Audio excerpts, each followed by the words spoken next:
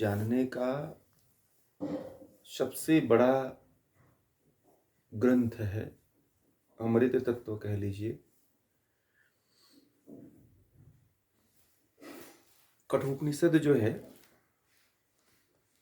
कठोपनिषद प्रारंभ करने से पहले उसके कुछ सूत्र हैं जो शांति पाठ है। कठोपनिषद जब प्रारंभ करते हैं तो शांति पाठ आता है, और हम कोई भी जब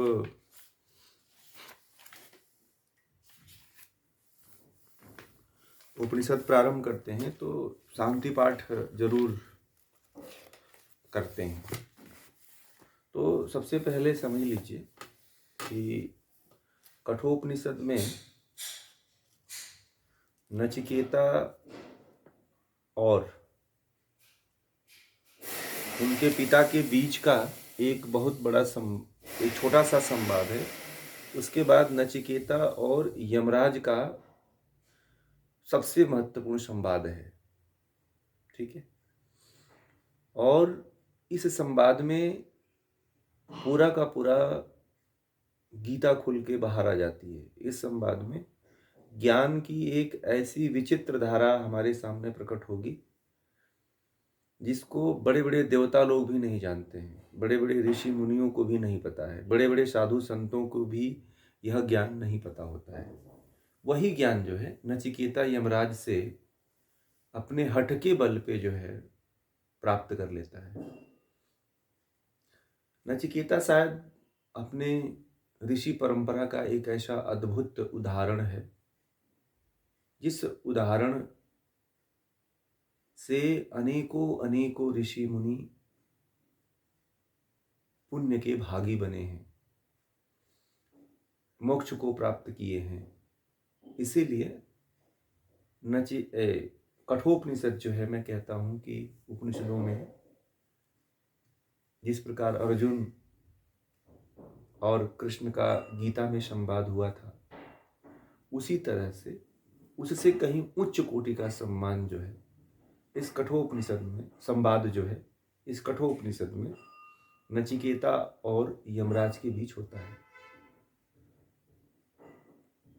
ये जब हम लोग पढ़ेंगे, अभी से इसकी कहानी हम बता देंगे तो ज़्यादा समझ में नहीं आएगा। जैसे जैसे हम इसकी गहराइयों में एक एक मंत्र के माध्यम से उतरते हुए जाएंगे, एक एक वल्ली से होते हुए जाएंगे, एक एक भाग से होते हुए जाएंगे, तो इसकी गहराइयों में और उतरते चले जाएंगे। जीवन में एक कमी रहती है, जिस कमी के पीछे व्यक्ति पागलों की भांति दौड़ता रहता है, पागलों की भांति यहाँ से वहाँ, इस जगह से उस जगह दौड़ लगाता रहता है। उस दौड़ का अंत नहीं होता है, उस दौड़ का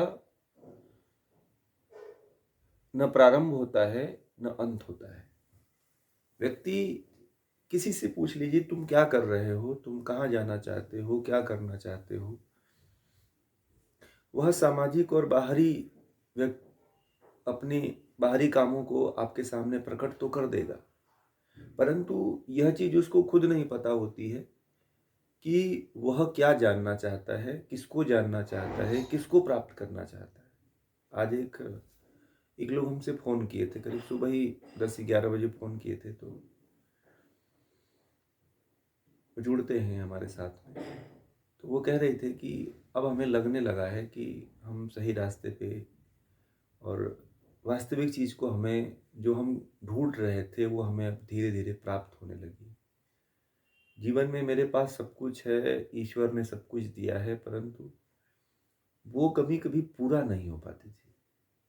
जो सब कुछ होने के बाद भी मन, इंद्रियां, विचार, भाव ढूंढता रहता था।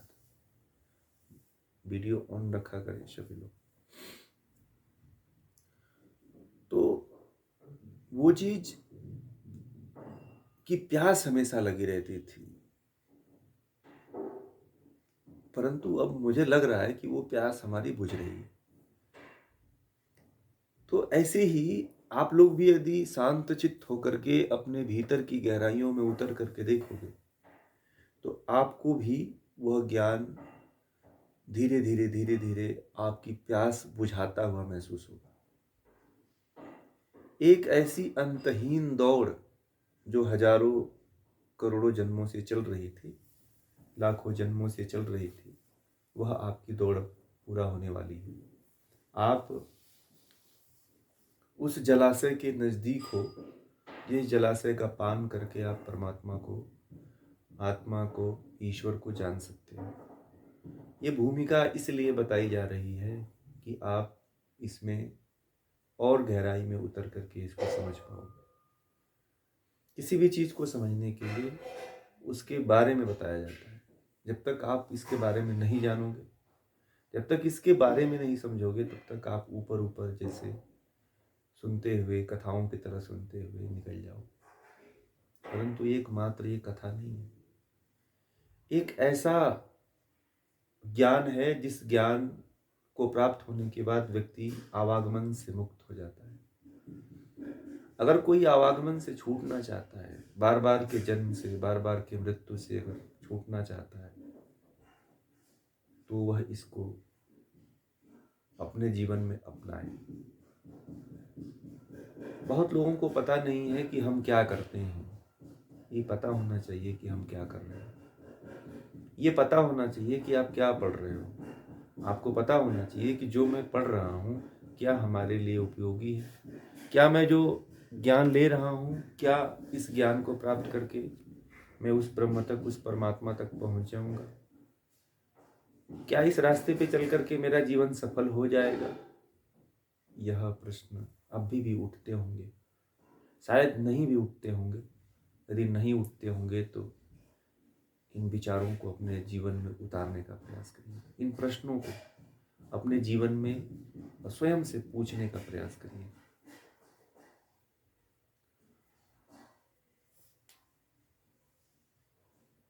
जब जीवन में बहुत बड़ी खाई हो जाती है और वो खाई पट नहीं पाती है, तो व्यक्ति संसार की वस्तुओं में उस सुख को ढूंढने का प्रयास करता है, पागलों की तरह। पागल हो करके उस सुख को ढूंढने का प्रयास करता है, परंतु वह सुख नहीं मिल पाता है। बल्कि सुख ढूंढने के लिए तो जाता है, वह दुख प्राप्त करता है। क्या प्राप्त करता है? दुख को प्राप्त करता है।